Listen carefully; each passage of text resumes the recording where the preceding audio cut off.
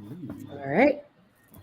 That says yes. It's like, So we are live. We are live. so now it says we're alive for real this time. For real, for real.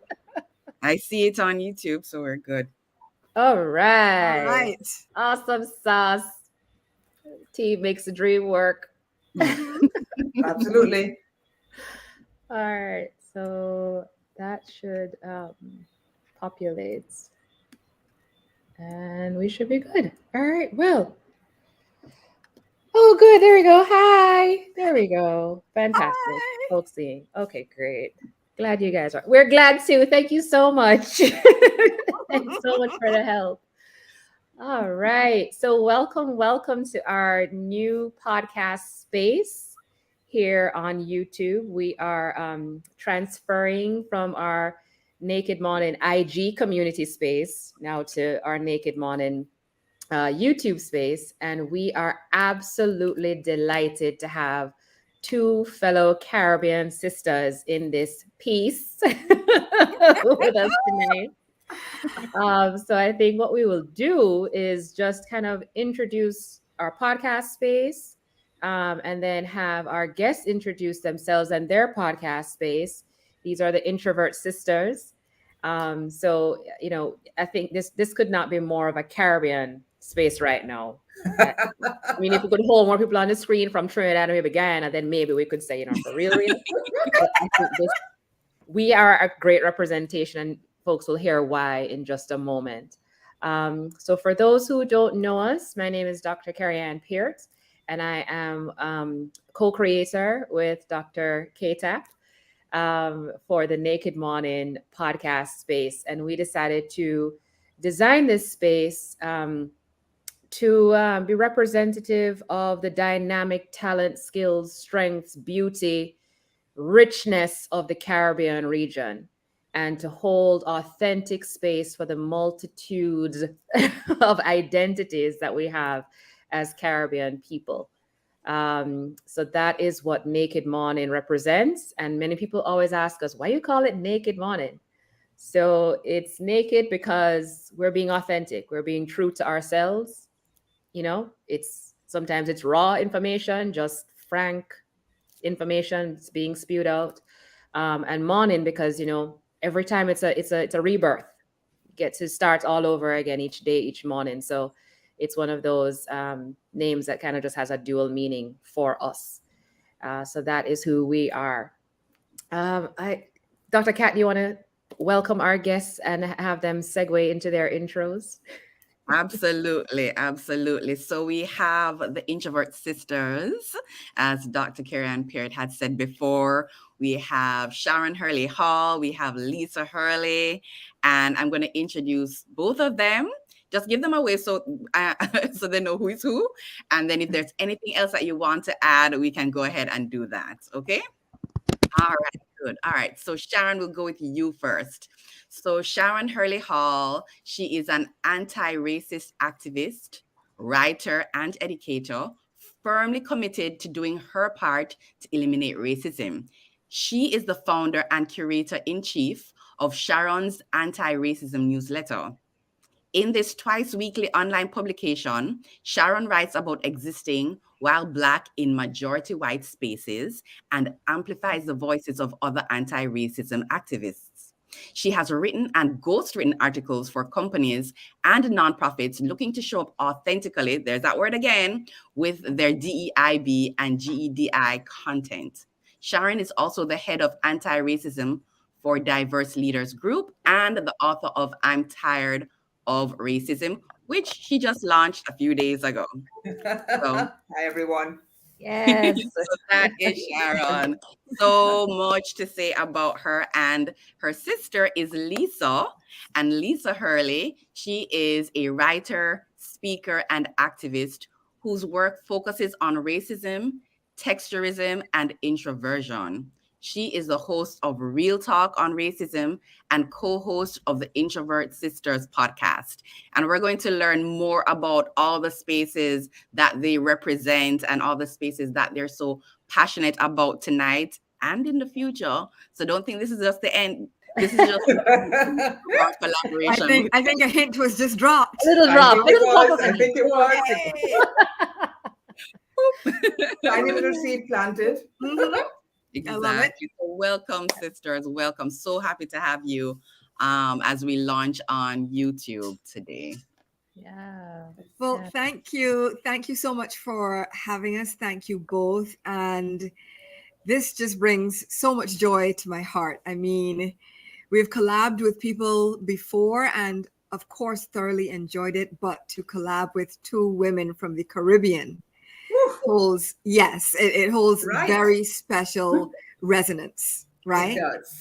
And yeah, so I'm just happy to be here to add to the conversation about being from the Caribbean, living in majority white spaces, what that looks like, what it's like, existing while Black in these places, because it is not for the faint of heart. No.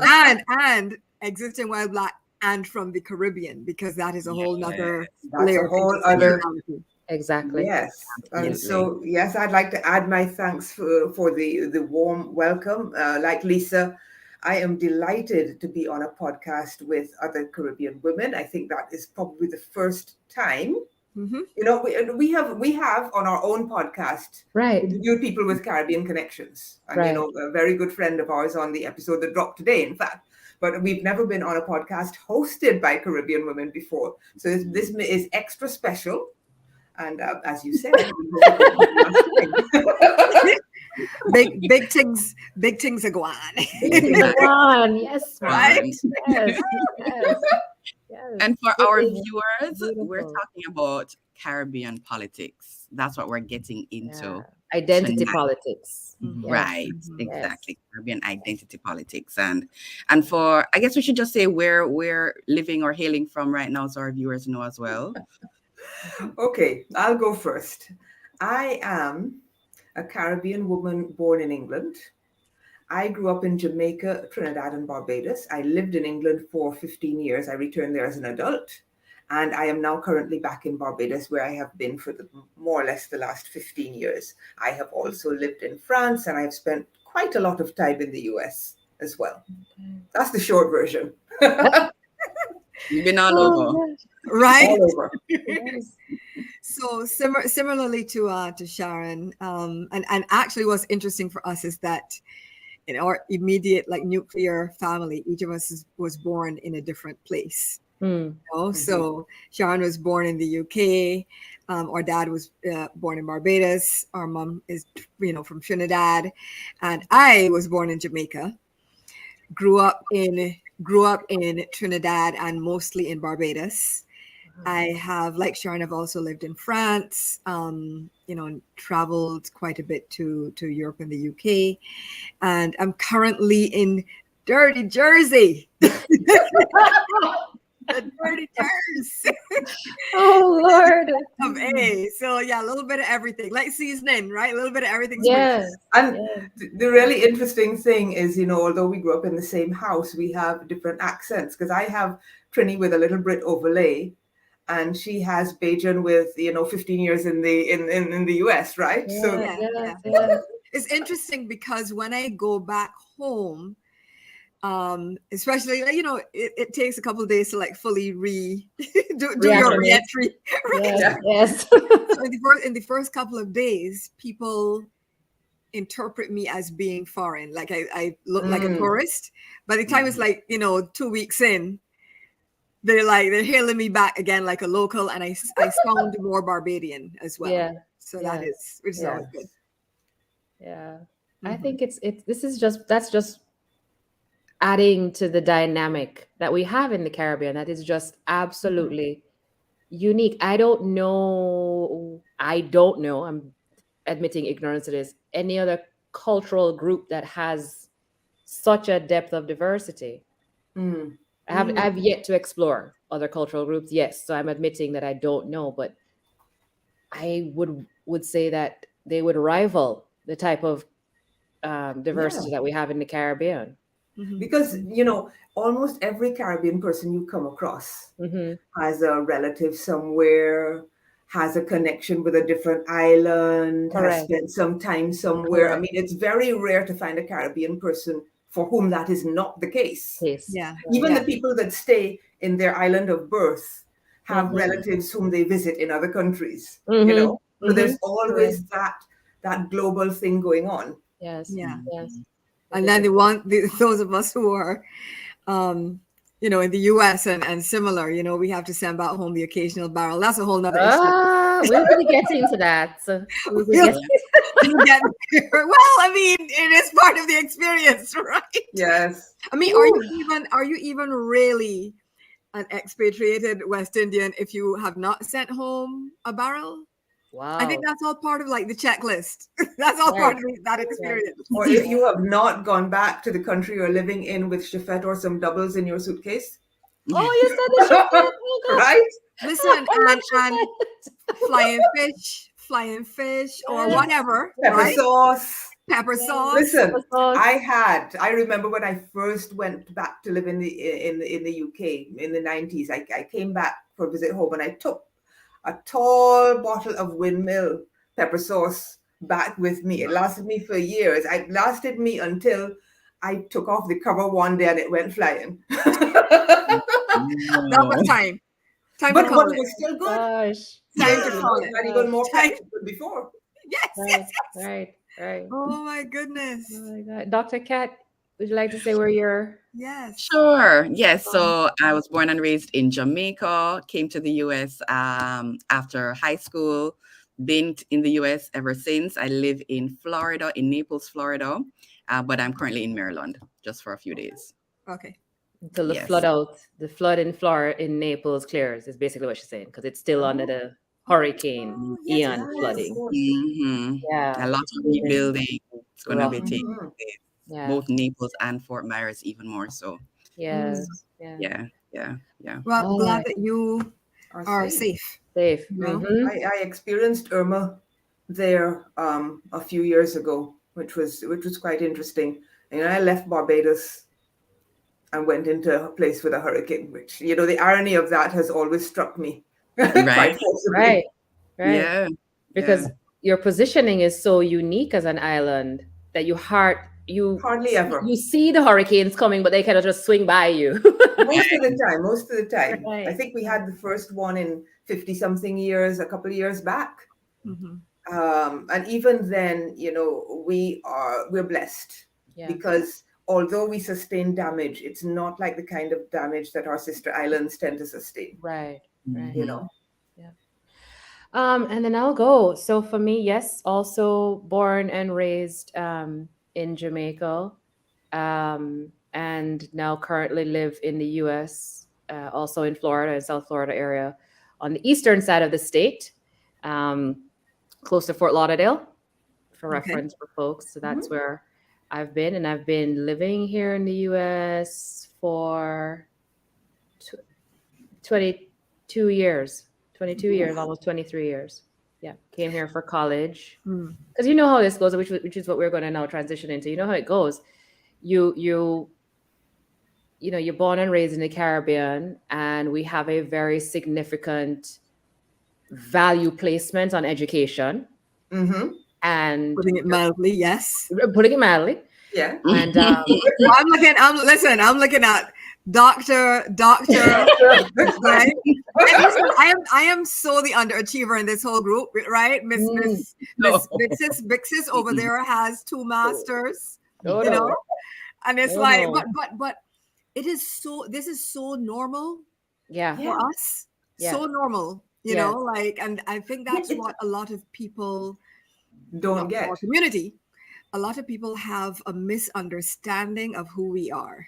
Completely. Listen, Mhm. I had to tell somebody the other day, you know, they were saying something, and I said, I accept the compliment, but I have to say that I am not a huge achiever in my class. Yeah. Right. My class includes, world-renowned research scientists, a prime minister, you know, et cetera, et cetera, et cetera. Right. Right. I mean, it's like, Right.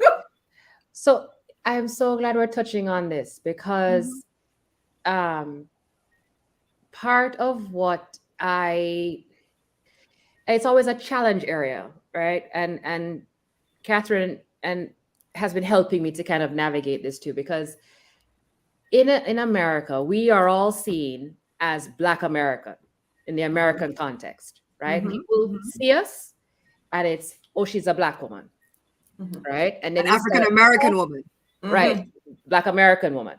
Yes. And then you Not the start same. talking, or, for them, it's, Mhm. oh, you articulate so well.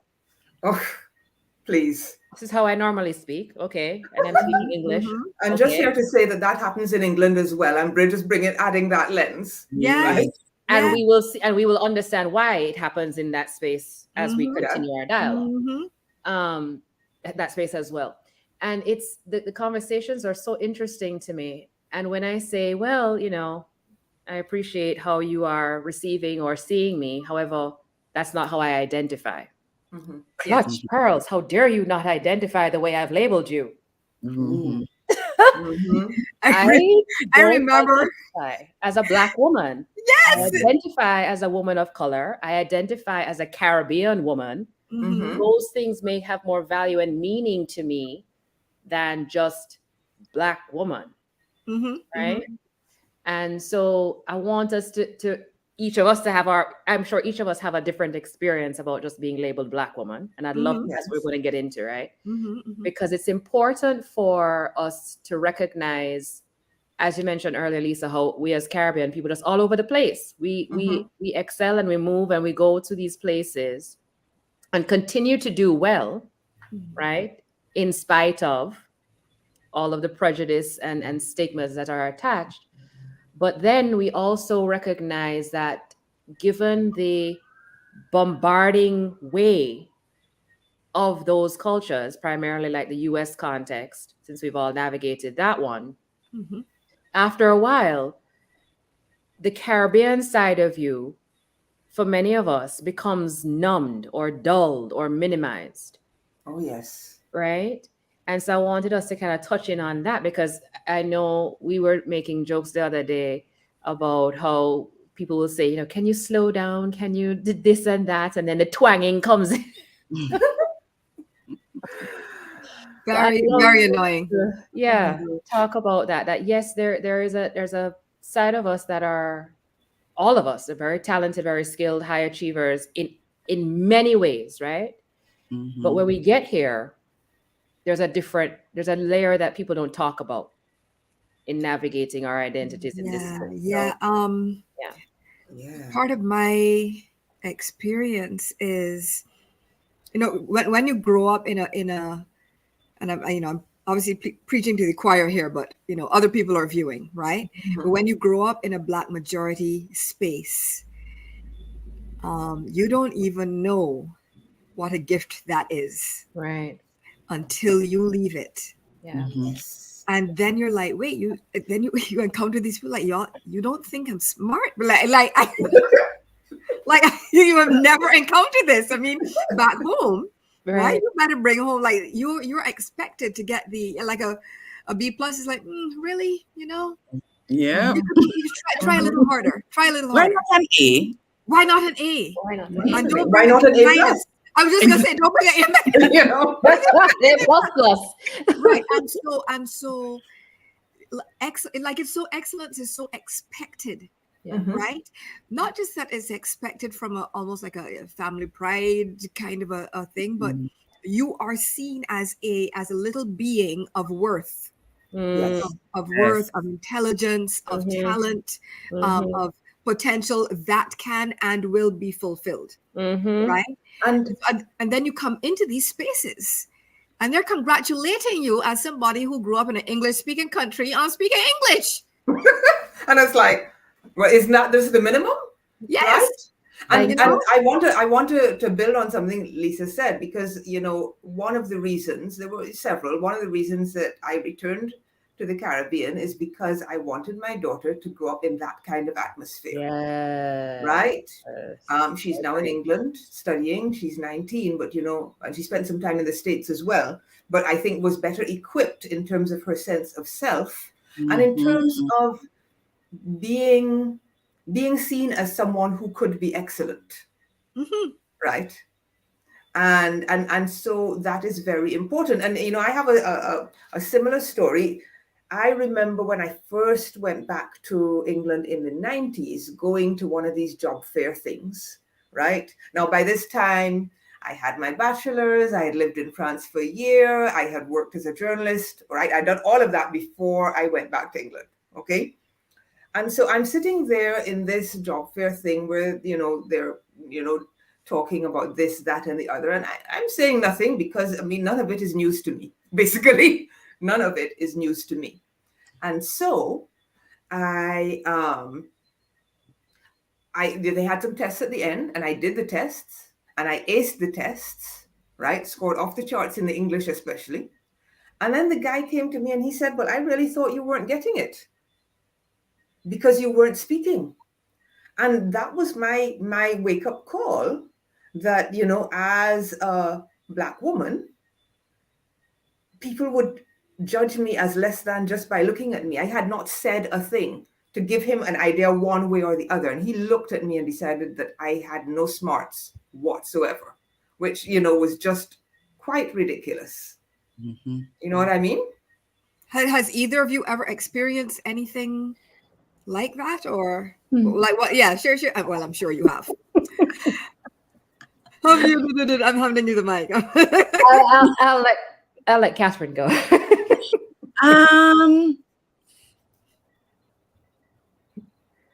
I really have to think about this, and I always have to. But I will say this, though.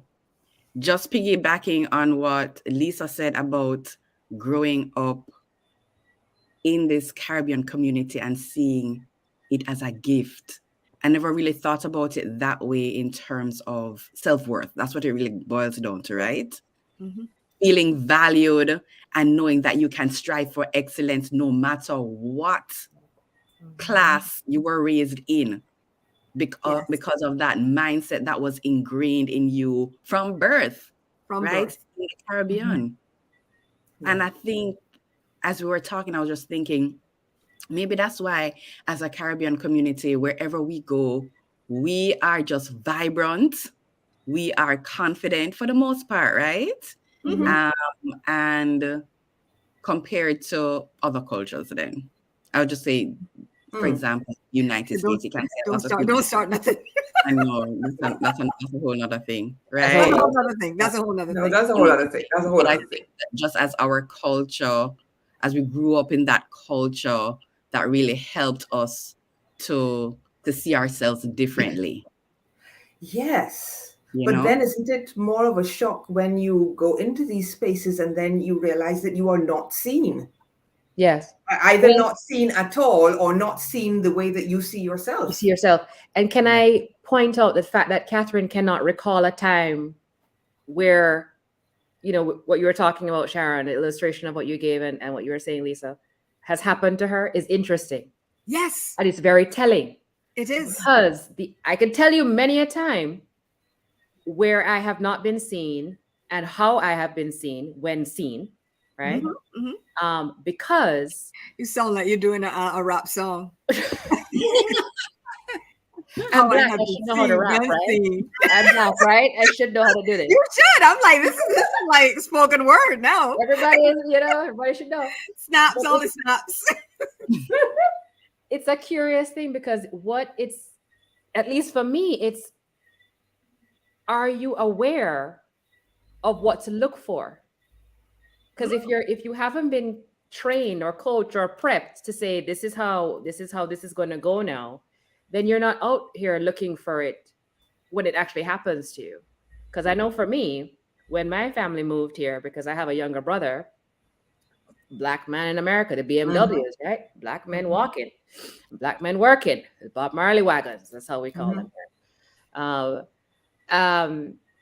The talk, he had the talk. My parents had to give him the 15-year-old appearing Black man talk in America. And so we were primed and ready for what could possibly come. And it all came and then some. And how we were supposed to navigate, not necessarily react, but navigate. And that is something that I do not think we as Caribbean people talk about when our family members are saying, "Oh, you're in America, send barrel," the barrel conversation, Mhm. and they have no They don't- yeah. consciousness of what you have to navigate on a daily basis Daily. to walk into each and every store to make up this barrel. Listen, People think that you're stealing these stuff, and it's like, look, I Right, have better bro. stuff than this in my Right. house already. Like, I don't need your I was stuff. I wrote about the talk in my book, right? And somebody commented actually today that there's the talk and the talk, because normally people think of the talk, right? People think of the talk as the sex education talk. But Right. Black people have to give the talk, the safety talk, before you way Mhm. before you get to that. And I Mhm. remember having to give it to my daughter. I mean, we weren't living in the US then, or we were still living in Barbados, but we were visiting the US or the UK. I can't remember. I think it was the US. At the US, you were going to Florida. It was, yes, and we were in Target, Mm-hmm. and she was 7 maybe, Mm-hmm. and I was at one end of an island. I was keeping an eye on her. I was looking at something. She was looking at something. I saw her pick up something from the shelf to bring it to me. I saw the security guard see her. I barreled back down, grabbed her gently, and said, "Let's put that back. If you want to show me something, you need to come and get me to look at it, because the guy is going to think you're stealing." Yes. Right? She's 7. Let's keep this in 7. let's reiterate that. Okay. 7. Thank you. Mm-hmm. Right? Yeah. And then of course you have the other half of that, which is about what you do if stopped by the police. Now, I didn't have to have that bit then. Right. I had that bit later when she went to college in the US at 16. Right. But Here's people who live there have to have it earlier. Yeah. and consistently. Yes. And here's the question that many Caribbean folks will say, but why even bother have the talk? Why can't I just move as I normally move? Mm-mm. Mm-mm. The thing is that it's hard to imagine if you're not from here, but it is literally a case of life or death.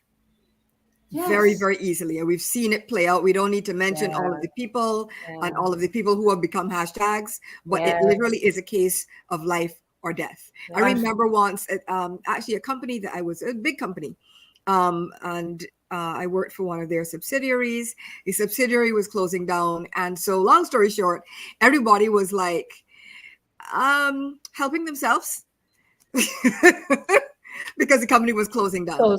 Yeah. And so, there was something that I wanted. It was a nice painting, right? And I was like, oh, that'd be kind of cool. It's black and white. It's kind of nice. And one of the my white coworkers says, it's taking nobody cares. I was like, honey, no. I'm like, I was like, I have to go and ask somebody and get a signed permission slip and and walk out very obviously in front of the guard. Right. If I walk out with anything from here, it doesn't matter how much everybody has been told, take what you want. Right. Take what you want, except for the black people. Exactly. Because right, like it would not be the same experience, and so people don't understand how much you have to go through. Sorry, sis, you were going to say? No. I was going to say, because it's all to do with how you're seen, and so as a Caribbean person, when you arrive in the US, particularly the US, in the UK to a lesser extent, right? But still, right? You have to understand how people are going to see you and how they're going to react. Now, sometimes it works in your favor. Like, I could catch a bus in the UK every day, and I could guarantee there will always be space next to me on the seat. Right? That's so horrible. I would pretty much guarantee. Wonderful, the but bus horrible. will be full. People will be hanging up on the thing. I will have space. Wow. Right? I have to tell you, sis. I mean, wow.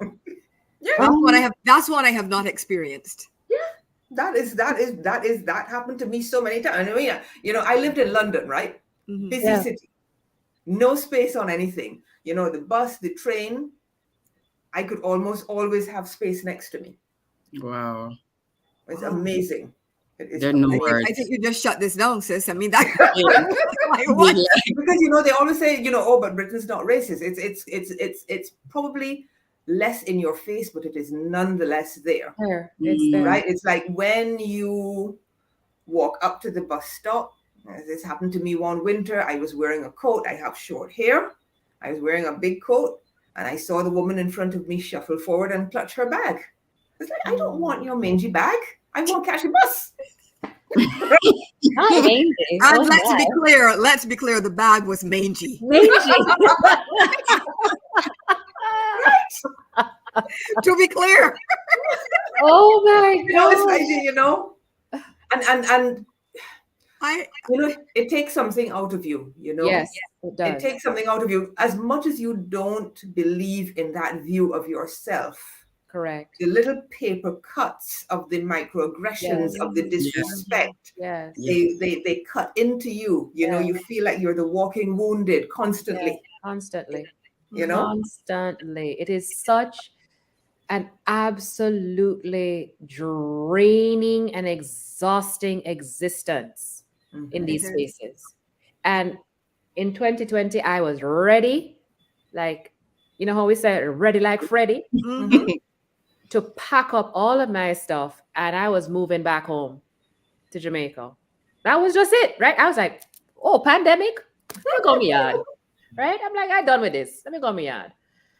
And things shifted. My dad was exposed to COVID and all this kind of thing. So the packing up was move from DC to Florida, no questions asked. And that's what I Mhm. did. Right. But because I was just at that point where the exhaustion every day to navigate in this imposed life Mhm. was just not, it's not it. It's not It isn't. I posted literally today. I How did I miss that post? sorry? I didn't How hear did you. I miss that Oh. post? I posted today about, I was like, I just wonder what it feels like.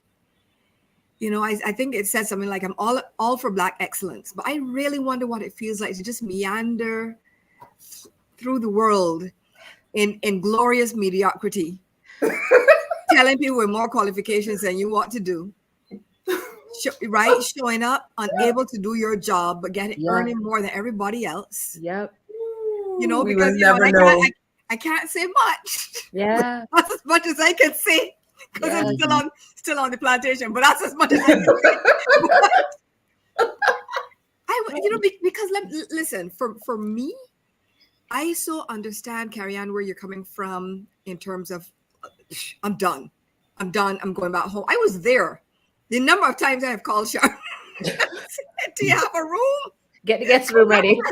I am ready.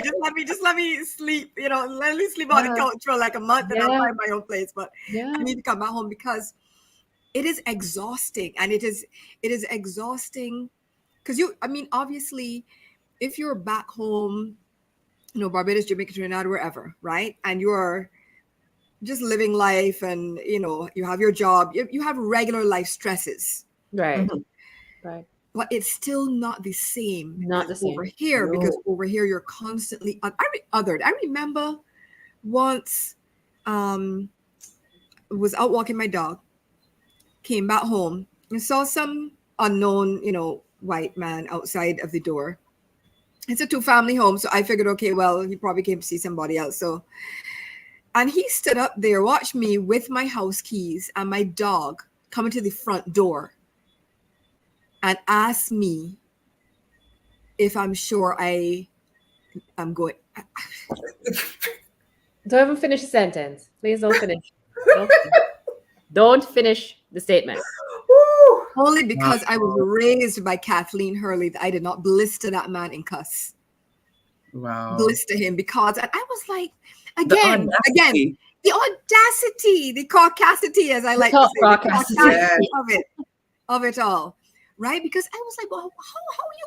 Plus, he was a service person, so and by that I mean this is his first time ever coming to this house, and he feels that he belonged there more than the The person person with the You keys? with telling the me, keys and the dog. that the Comcast man was questioning if this was your address? Mhm. Woo! The cable guy. The cable guy. Wow. And so like Sharon said, it's that in itself is not a lot, but it is the constant pouring Mhm. on, paper cut Oh, after paper cut after paper cut. Another thing is, and this is not necessarily, it's not necessarily a Caribbean thing. This is just in general, but I was speaking about it with another friend of mine. She's Bajan. She's living in England. Hmm. And we were talking about that moment, like, she lives by herself. I live by myself.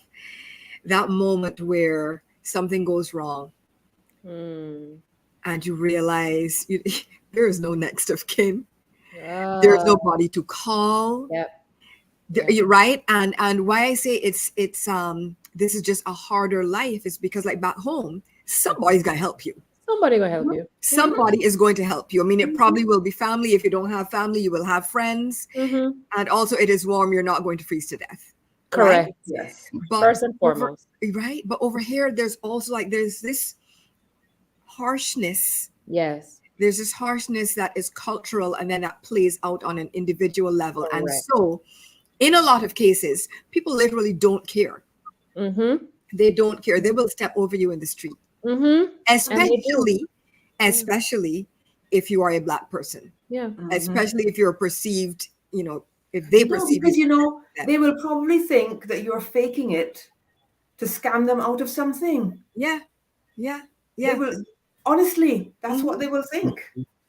Yeah, it's just it's a hard life, and being on the corporate plantation and I have been on many, Mm-hmm. right? It is just Yeah. Yeah. It's a marathon. yes, Having to watch mediocrity determine what happens in your career, right? repeatedly. You're more qualified, you're more excellent, you're more, Yeah. just more, Yeah. right? Yeah. And then you have people who are less than and mediocre Mhm. making decisions that affect your life and your livelihood After you have trained them. after you have trained them. Sounds like a It's personal experience right there. Well, Mhm. and it's like, all kinds of things. I mention this every so often. I remember applying for an internal promotion, which I got, but then they only gave me half the raise. And it's like, but and other people who were not of my hue got the promotion and the full raise. That's all I'm saying, Mm-hmm. right? Make of that what you will. I have one for you. I have one for Please you. share. Please share. I applied to promotion position and was there for over a year. Someone who is lighter than me, she Black, lighter than me, comes in, kisses ass, and applies for the same thing. And she's only been there for 4 months. I've been there over a year. Wow. And she gets the position. I was like, I'm out, because if this is what you're doing, Okay, I'll go on the topic, because if we start on colorism, we ain't getting done. But colorism. But it's important to talk about it, because what Caribbean people will say, what I've heard them say is, oh, we don't have racism here in the Caribbean, so we're fine. But what we will not admit is how we have colorism and how we use that against each other. And we do that even when we come to the US. So, right? Yes, because I was talking about this to somebody the other day. People often think about, differences in the way racism plays out. But one thing that is very similar in any post-enslavement society is colorism. Correct. Any plantocracy, plantocracy descended society. And you see here in the Caribbean and in Barbados, the reach of the plantocracy is long. That's all I'm saying. Right? The thing is, what was interesting for me, and this is obviously going way back, this is when we were children, because as I mentioned at the top of the show, lived in Trinidad from age a few months to like maybe 7-ish, 8? Yeah, somewhere around there. 5 to 12 for me. Yeah. Right. Okay. And so I remember, only now do I have words for it, but I didn't know what race was in Trinidad. Yeah. I did not know. Yeah. Right. Looking back, I can see, Likewise. my parents had friends who were Black, what we would call Dougla, Mm-hmm. who were, Indian and black mixed. Mm-hmm. Chinese is the word that we used back then, Mm-hmm. right? Asian, etc., etc., etc. Right. Right? East Indian, but I didn't know that at the time. Mm-mm. I don't think and I never once thought, no, our dad is darker skinned, our mom is much lighter skinned. I don't think I realized that until we moved to Barbados. Okay. The Wow. first, listen, when we stepped up in there, I was like, and primary school age, and all of a sudden, the hierarchy lays itself out like a deck of cards. Yeah. And Yeah. every Listen. little minute iteration Yes. of how people are judged. You see, because let's say, Carrie Ann, your shade, right? But okay, let's say your shade, and put somebody there who has straight hair. Well, they're better than you. Mm-hmm. You Oh, understand what I'm yes. saying? The good The hair. texturism is another Yep. thing, The texture. Yeah. Yep. right? And then you have, it's hard. Lighting is tough. But let's say, Catherine and I are similar in shade, right? And as a friend of mine put it on LinkedIn the other day, we're repping the medium browns, right? I love it. We're repping medium brown like Fenty, but I mean, but all the shades in between there, Yeah. and how hair texture plays into Yeah. it. But let me tell you, but if you're medium brown, but you got them green eyes, Oh Lord, it's all over. Hair. you see now medium brown with green eyes now gets quote unquote better Yeah. than light skin with 4C hair. Before seeing it. Mhm. It's a whole listen. It's like, Man. you know that meme with the woman that's doing algebra. Yeah. It's like that. Yeah. Yeah. Yeah. It's Right, like that. And I remember noticing it at secondary school because there were distinct areas that people of different hues congregated in. Mm, It that's was so a bit like apartheid, Listen, I mean, it was a plantation. Listen, Sharon and I it was a plantation. Sharon and I end up going to the same high school, right? mhm. And so, there's a hall, there's a central hall. The Mhm. hall has like a veranda area type thing, and there's the fields, right? Playing fields for sports. Fields nonetheless. Well, I'm just saying, The hall and the fields. there was the hall and there were the fields. And let me tell you, if you had asked somebody or just line up people starting from lightest to darkest, Oh my Wow. God. Starting from the hall and heading towards the fields. heading towards the fields. If you looked at it, there were a few white children or children who thought they were white, but that's a whole nother Yep. discussion. That's the right? next episode. Because I'm like y'all's tan a little bit too quick to be white, but okay, whatever floats your boat. So Wow. there were the white children, right, that were inside. There were the lighter hued, looser hair textured ones who were out on the balcony. And then it just kept getting, as you got out, I swear I am not joking, out as you got out into the fields, and students got darker and darker and darker. I'm not joking. You can ask anybody. My goodness. Right, sis? My Everybody's recollection, like, no. my recollection is similar, but not in relation to the hall. I remember the outside spaces and that there were shady spaces under the tree Yes. that people of lighter hues populated, and the less shady out in the sun spaces that were left for everybody else. Mm-hmm. Wow. Same school, but This is. A I moment wasn't of ready silence. for that. I don't know what you were to ready say. for that? I wasn't ready for that. But the thing is none of us, we don't even realize how Right. I don't the word is escaping me. Ingrained, Thank you. Inculcated. Is it Yeah, one of them inculcated? words. One of them nice lovely words. indoctrinated. Indoctrinated, all of them. Yes. All of that. Because sometimes it's only in retrospect that you realize, wait, this is what was going on?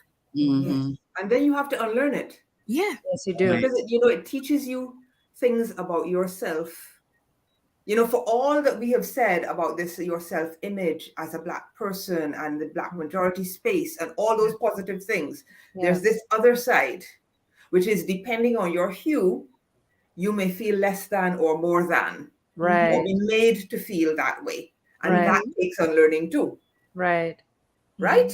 And it's an ongoing process. It is. It is. It is really. I'm sitting here thinking about where I sat. I'm sorry. I love I'm sorry. it. Did we shock you? I'm just like, wait a minute. Never heard that in my life either. Wow. I thought everybody knew that about. For me, listen, I learned, I have recently discovered that I am neurodivergent, right? I share this to explain that sometimes in my youth, I would I still didn't kind of do anyway, but I realized that sometimes I would say things that I thought were like, clearly you can see it, this is a fact. Mm-hmm. And people would get really annoyed, like I would say, I remember being upbraided for mentioning, that I did not understand why, the pastor, why the pastor seemed to be living so richly. Yeah, nothing. No, you can relax. Okay. Not that direction. I was like, oh Lord. No. Anyway, I would, you observe, you see things, but then people don't want you to say them. So I observed a lot, but I at some point learned, like, you can't actually say this. You can't say what you're thinking because people are going to get upset. Yeah. But I remember that like it was yesterday. Yeah. I remember like it was yesterday. I remember, and also even these sports that were played. Because it also come now get to the tennis courts now, right? And there were a couple of Black students. There were a couple of darker skinned Black students of wealth, but for the most part, it was white and very white adjacent or light skinned people with straighter hair textures that were playing tennis because they could afford, because they were descended of. Like it all goes back. Yeah. It all goes back. The reach of the plantocracy is strong. It's very strong. And it's making me think about the other ism that we grapple with in the Caribbean, and it's still very alive, is the classism. Yes. Right? There's the colorism, the texturism, and the classism. And I became very aware of classism when I went to sixth form. I think that's when it was, and I mean, by that time I'm 17, right? Like things are you're supposed to know everything by then, right? Oh yeah. I think I was 17 when it really kind of hit me, like, this is how people are seeing you because of what your parents have. Right? This is how you are categorized because of what your parents have, and this is why when you talk to certain people, people are shocked because you're not supposed to be talking to that person. And things like that. And it was so interesting for me how of course, when you're in high school, girls don't like you because you are talking to a boy that they want to talk to, but you just completely don't recognize that. To this day, Catherine gets on me about this. We didn't go to the same high school, but we are the same high school affiliation. We're sister high schools. Okay. That's nice. That's nice. Sister high schools of each other. Mine in Mobay, Montego Bay, and hers was in Kingston. And I remember girls would be like, you can't talk to that boy because so and so and so, I like him, kind of thing. And I'm like, first of all, I don't know who you are. Second of all, I don't know which boy you're talking about, because it's not like I keep a log of people who I'm friends with to know that I'm crossing a line with anything. And then maybe third of all, you might need to make sure that he's aware that he's yours. Oh, that's brutal. Maybe you need to update him. Maybe you need to update him, inform him. Catherine, your friend. Ain't you lover? Yes. Oh my gosh. I mean, there are just things but I just didn't realize what it meant for other people. The way I operated, because it was as if why do you get to play both sides? Right? You're at that level, so go to that level. Don't come down here and bother me and right. Mm. Thought to myself, coming from a space, people are just people, right? Right. No, yeah, no. You know what your parents drive, the neighborhood you live in, the company Mhm. your parents owns, all these things. Yes. Oh, yes. I So- remember. Okay, so it's interesting. About the class was another thing that I only learned about when we moved to Barbados. Now, I, for a multiplicity of reasons, I went to a not quite sure how it's a school called Hinesbury Primary, right? Not no fancy, private school. This is a regular school, regular people. Mhm. However, I do remember that when I started there, I believe my parents, right? My parents, the headmistress, and maybe like two other teachers had a car. Mhm. So, my mom or whoever would drop me to school. Right. This was not good. Yeah. Now, I'm not saying other people didn't have, I'm just saying Yeah. based on who was Yeah. dropped, Yeah. And so, Yeah. that was not looked upon favorably at all. You Because of course, I was showing off. Mm. I'm going to give you and one. Please do. Not just the fact that your parents have a car and can pick you up and drop you off from school, but that your parents can afford to send a driver to pick you up from school. Mm. Woo! Oh, That's you were one of those? I was one of those. You were one of Okay. those? Yes. All right. Yeah. So no. I'm saying as a joke because in said high school with the hall. So in front of the veranda, was the driveway. It was like a circular thing. You come in on this side and drive out on that side. Yes. Mhm. And so it was always, I remember the children with the drivers. Yes. But it's interesting because, and I don't know why, I never thought of it as, I guess if I'd given it some thought, I would realize, all right, they have a driver, their parents are clearly more moneyed or whatever. But that wasn't really, I tell you, when it came to the fore, for me was when we got to driving age, right? And so we went away in summer, and certain people drove in September in brand new cars. Yeah. yeah. I'm glad So that it was just like, I'm glad that didn't happen to me, because by the time I could drive, my parents had already sent me off to boarding school. Mhm. And you can't have a car in boarding school. I was just gonna say, I was and glad- again, boarding school is not helping your case. Okay. I didn't experience that either because in Catholic school we couldn't drive to school. Yeah, you That couldn't was drive to school, right? Mhm, So I couldn't. I'm glad that there was. Now I'm going to bother you again. I could drive up and down during the summer to tennis. yeah. Listen. So okay, but was there horse riding? Oh, There was riding too. I love it. Because Or you have to have horse what- riding. or what? And you see, or what- all I was going to say is that people don't know this about people in the Caribbean. No. There are people in the Caribbean who have drivers, who are Right. playing tennis, who are going to Mhm. boarding school, and who are riding horses. Right. That's people. And have That's people. housekeepers, yeah. Yes. Right. possibly multiple, Yes. possibly that live in.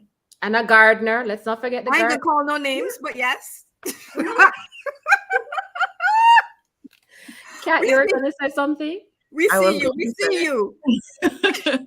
I was going to say, what about those classmates who had boyfriends that picked them up at school? Oh, Lord. Yes. Woo. That level too, right? First of Yes. all, it was not an option. Mm. It was not an. I mean, for us, that was not an option. But yes, that also mostly played out along color lines, shade Mhm. lines. Shade lines. Yeah. Yeah. It did. Very interesting. Yeah. Something Yeah. else that was interesting Yeah. was how one wore one's school uniform. Oh my God. Yeah. You look down, Missy. Listen, I will have you know that I was deputy head girl of my high school and then senior prefect in boarding school. Oh, So excuse I me. wore my uniform honorably. Listen, how you wore the uniform and how you wore the sports or games uniform. Oh Lord. Mhm.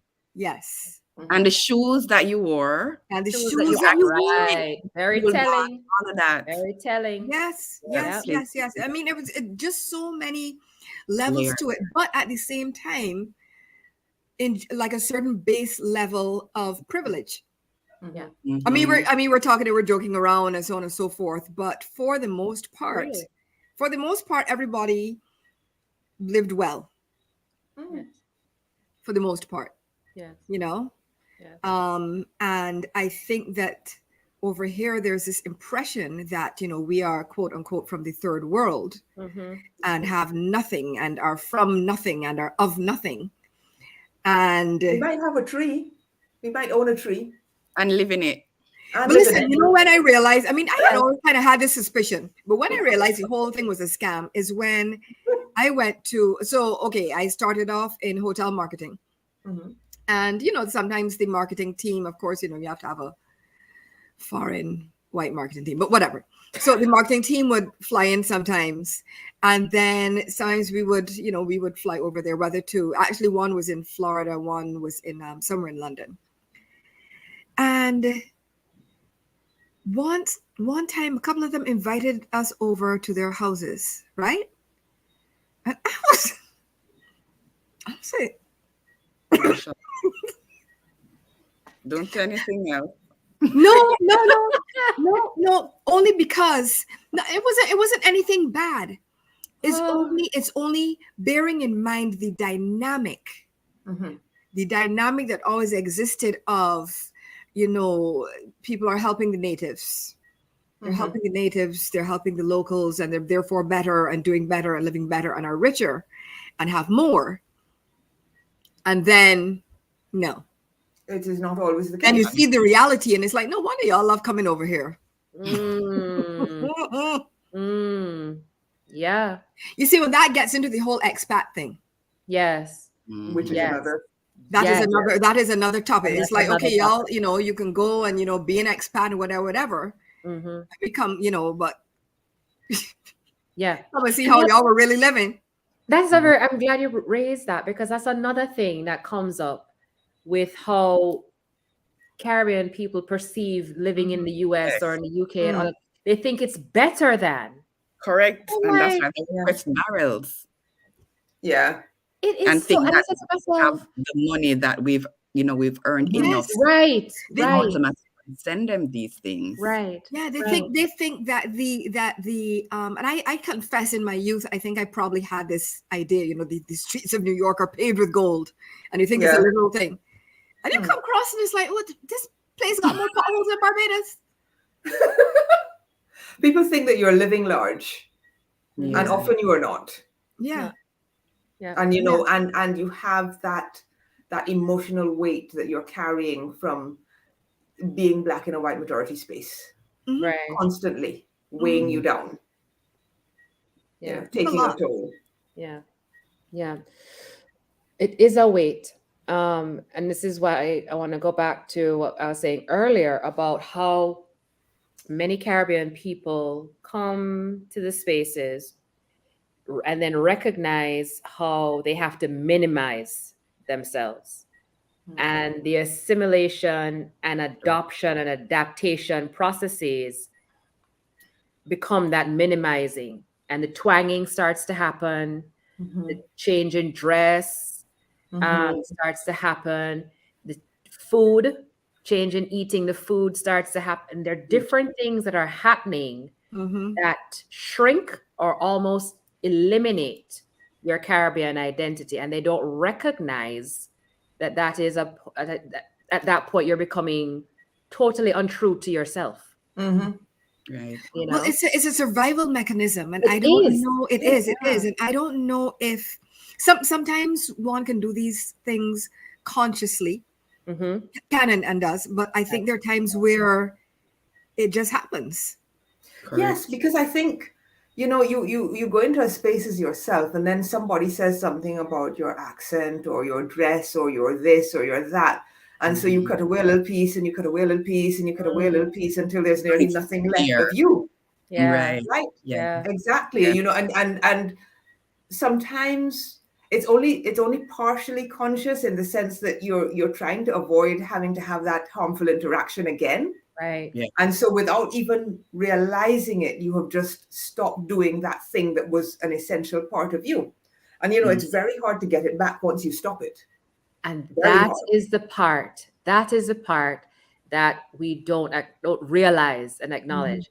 Is that once you have shrunken yourself to a point, to get it back, it's not like you can pour water on it and it expands and it's all back, right? Nope. No. Nope. It has gone through so much erosion Mhm. that it's getting it back is almost Is it possible? Anything is possible. anything is possible in the grand scheme of things, but Mhm. I don't know how much truth in identity can be reclaimed after such minimization.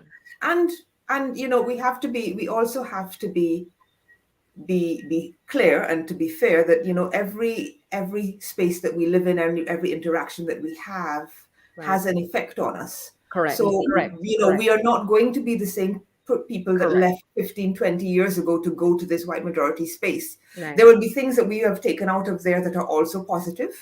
There will be Yes. things, and there'll be other things that we have had to do in order to survive. Right. And so those almost become part of who we are in this moment. Mm-hmm. And then, when we move into another space, maybe things shift again. Yeah. I don't know. And I think, you're always learning, growing, and changing in life. Yeah. It is a shame that, as Caribbean people, we often have to give up so much of ourselves in order to exist in these spaces. Mm-hmm. Mm-hmm. And that is something that Catherine and I talk about so much, is that you don't have to let go of who you are. Exactly. So Catherine, so how do you avoid? Yeah, how do you avoid letting go of yourself or losing parts of yourself, or Exactly Right. where that's a huge question. Yeah. And so I'm Very sorry. big So one. yes, I didn't mean to like dump it on you like that. Catherine's like, what? Sorry. No, man. And I was You're specific. very fine. Because that's exactly what I was thinking about when you guys were just talking over the past few minutes. Mhm. Because you have to really be aware of the things that are going on and the environments that you're in, to really be intentional about holding on to that identity, Mhm. right? And I think just reflecting back, as a teenager in my early 20s, you're trying to find your identity outside of just being Caribbean, right? Outside of just being Black, just trying to figure out who you are and who you want to become. But I think now that I'm older and reflecting back, as you get older, you don't give a crap about certain things, right? Mm-hmm. Your 20s versus when you're in your 30s versus when you're in your 40s, things change where that is concerned. And so, creating this space, as Carrie Ann was alluding to, we wanted to create this space for that reason, is showing up with authenticity from early, even before you migrate. If you're migrating anywhere, to know that you don't, yes, you can assimilate, but you don't have to lose a piece of you in order to do that. And that's a very fine balance, but it is possible. And one thing that really helped me, I've told Carrie Ann this in a different podcast session, is that, maybe not in this way, but I'll say it this way now, is that if I went to college, because that's where we met in college, she was a year ahead of me. If I went to a college and there were no, or maybe, let's say no Caribbean people there, trust me, I wouldn't be talking the way I'm talking now. I know that for a fact. That's right? true. Yeah. I wouldn't be identifying as I am identifying now, but holding on to and assimilating with, or connecting with, those people that you're used to connecting with in your culture when you're in a different space is crucial. It's so crucial. Because then you're able to say, yes, I can keep my identity here. Yes, I can grow into this space, grow into who I am, but still be Caribbean. Yes. Carib. See, you're catching on. Carib. I get to you. Yeah, I think I remember, growing up, and just every now and then there'd be somebody who went to the States or to England Oh yeah. for 2 weeks. For 2 weeks. Come back with an accent. Don't laugh. Listen, y'all know I ain't lying though. No, you're Y'all not. know I am not lying. Where's how you throw in the 2 weeks? Yeah. Gone for the summer. Listen, live a whole, I don't know, 20, 30, 40 years and go away for 3, 4 weeks and come back sounding like a newscaster on CNN. Not the newscaster, Lisa. Like in the UK, that's called received pronunciation, right, sis? Receive pronunciation, yes. Pronunciation. Because they're so articulate. They are so articulate. Wow. And they come back with these accents. And anyway, so again, I learned not to say those thoughts out loud. But I remember saying, but were you long? 2 weeks. How long were you away again? 2 weeks. 2 weeks. Listen, I think some people change their accent on the plane. Listen to me. Listen to me. Talk it again, Sharon. Talk it again. Some people change their accent on the plane. Yes. Whichever destination they go in, by the time they land, Yes. Yes. it's a completely different thing. Then they have the ones who have never actually been. No, I ain't lying there neither. You have the ones who have never actually been to, let's say, anywhere in the US or anywhere in the UK or we love our wherever. Caribbean people, but we are telling no lies here. We are telling no lies. We all can probably think of at least one of these people. We all At know, as least. Caribbean people, we all know what we're talking about. Mhm. We do. We all know it. And anyway, so I was determined to never, just in terms of my accent, Yeah. I didn't mind. Okay, so I don't even know how long I've been living here, but it's been a couple of decades, right? I didn't even mind if, okay, after a couple of decades, you pronounce some things a little bit differently. I'm okay with that. Mm-hmm. But I was determined not to sound like a news anchor. I was determined. The newscaster. Determined, And so, but a lot of people, because everything from foreign is perceived as better, is perceived as better, then there's this, there's this aspiration towards walking and talking and speak and all that stuff.